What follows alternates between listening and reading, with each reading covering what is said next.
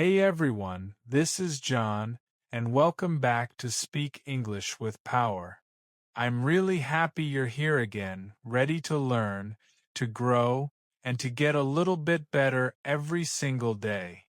In the last episode, we talked about how to think in English. Today, we're going one step further.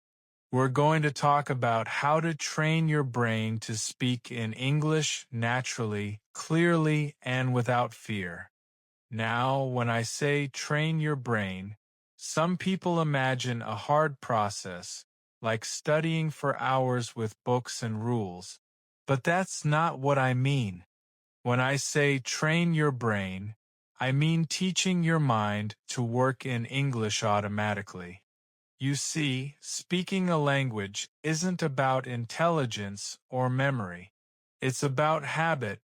Your brain is like a machine that follows patterns. If you give it the same patterns again and again, it starts to respond automatically, just like when you drive, type, or even brush your teeth. At first, you think about every little step. Later, it just happens. So the question is, how can you make English just happen? How can you make your brain speak automatically, without fear and without translation? That's what I want to help you with today.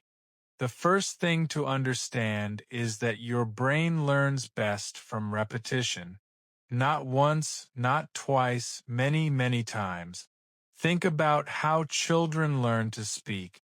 They hear the same words thousands of times. Mommy, daddy, eat, play.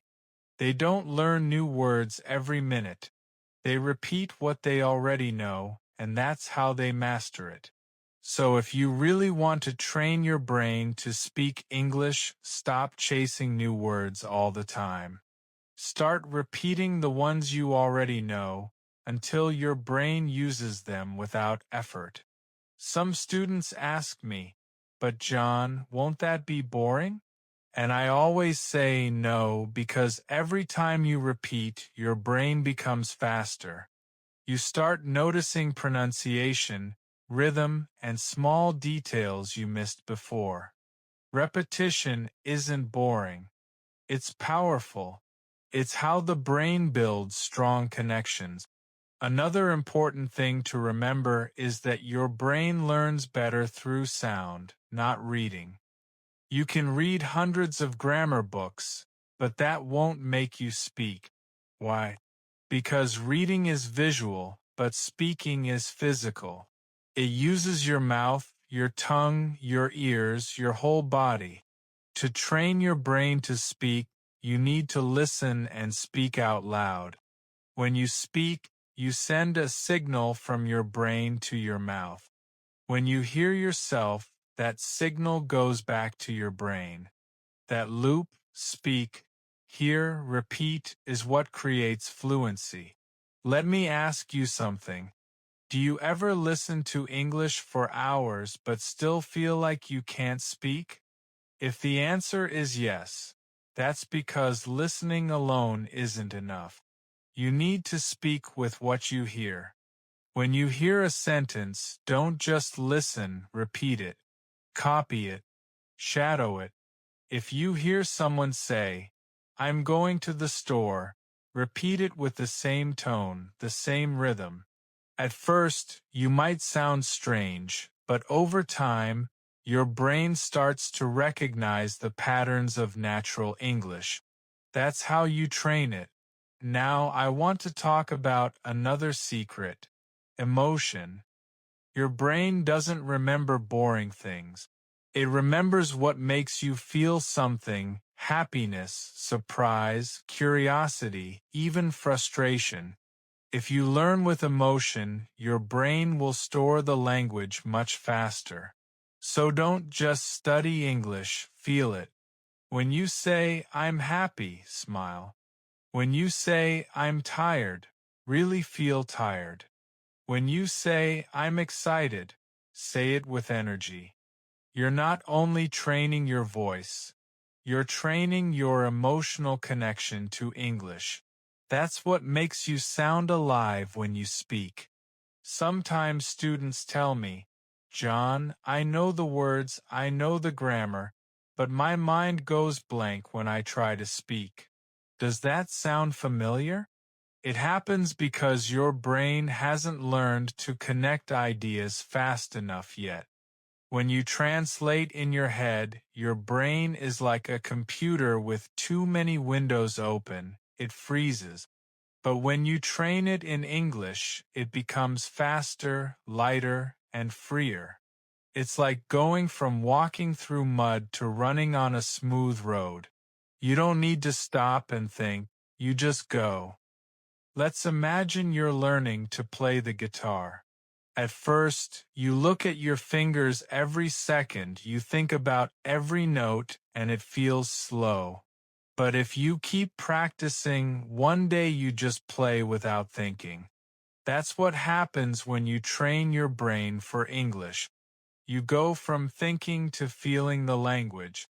Now you might ask, okay, John, how do I actually train my brain every day? That's a great question. And my answer is simple, small, daily actions. Not big, heavy lessons, but small moments that keep your brain active in English. When you walk, talk to yourself. When you cook, describe what you're doing. When you're on the bus, think about your day in English. You don't need a classroom. Your life is your classroom. Every moment you spend in English counts. You can also use listening as a form of training. When you listen to this podcast, don't just listen once. Listen to it again tomorrow and again next week.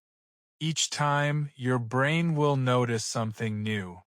You'll understand more and your thoughts will become faster. That's how you create long-term change. Sometimes students ask me, but John, I forget words so easily. How can I stop that? And I tell them, your brain forgets what it doesn't use. So don't worry about remembering, worry about using. If you use a word 5 times today, your brain will keep it. If you never use it, it will fade away. That's why I always say, don't study English, use English. Even small uses make a big difference. You might also wonder, can I train my brain by watching movies? Absolutely, but do it actively. Don't just sit and watch. Pause. Repeat. Mimic the actors. Try to copy not only the words, but the feeling and tone. When you do that, your brain learns natural rhythm and pronunciation. That's training, not just entertainment. Now let's talk about motivation. Training your brain is not always easy. Some days you'll feel tired or busy, or maybe you'll think you're not improving. But remember, your brain learns quietly. Even when you don't see results right away, something is happening inside. Every minute you spend with English, listening, reading, speaking, thinking builds invisible progress. And one day that progress becomes visible. You'll notice that you speak faster, understand more, and feel more comfortable. That's your brain showing the result of your effort. Another thing that helps is belief. If you believe you can train your brain, you will. If you believe English is too hard, your brain will agree. So, start believing that your brain is capable of learning. Because it is. You've already trained it to do so many things, to walk, to drive, to use a smartphone, to learn your first language. You can train it for English too. Let me ask you something. How do you talk to yourself about learning English? Do you say, I'm not good at this? Or do you say, I'm learning, I'm improving? Your brain listens to everything you say. If you give it positive messages, it feels safe to learn. If you give it fear, it closes. So choose your words carefully, even when you talk to yourself. Say things like, I can do this. I'm getting better. I enjoy learning. These small phrases have a big effect. Now I want you to do a short exercise with me. Close your eyes for a few seconds and take a deep breath. Think about your brain as a powerful muscle. Imagine it getting stronger with every English word you hear, every sentence you say, every podcast you listen to. Feel that progress. It's real. You're training it right now, simply by listening and thinking in English. Every time you listen to English, repeat after me, or talk to yourself in English, you're not just practicing, you're rewiring your brain. You're building new connections, new habits, new memories. And that's how transformation happens. So if you ever feel frustrated, remember this. Learning English is not a race. It's a journey. And every small step, every word, every thought matters. Your brain is learning even when you don't see it. Thank you so much for being here today. Keep listening, keep training, and keep believing in yourself. You are doing something powerful. You are teaching your brain a new way to communicate with the world. And that's amazing. Until next time, stay calm, stay positive, and as always, speak English with power.